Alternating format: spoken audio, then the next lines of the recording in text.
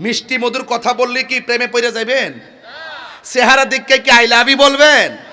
তার বংশ দেখতে হবে। কথা কন ঠিক না বেঠে? তার কি দেখতে হবে? বংশ দেখতে হবে।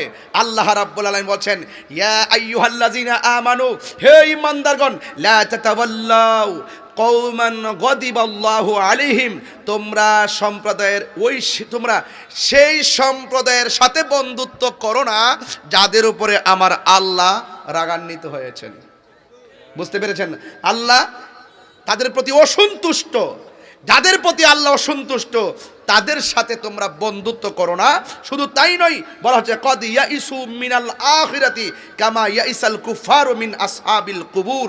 এরা হলো সেই সমস্ত জাতি যারা আখিরাত সম্পর্কে নিরাশ এবং কবরের মধ্যে যে আযাব হয় আযাব সম্পর্কে তারা সন্দিহান। এই সমস্ত আখিরাতকে যারা বিশ্বাস করে না তাদের মুখ দিয়ে যা মন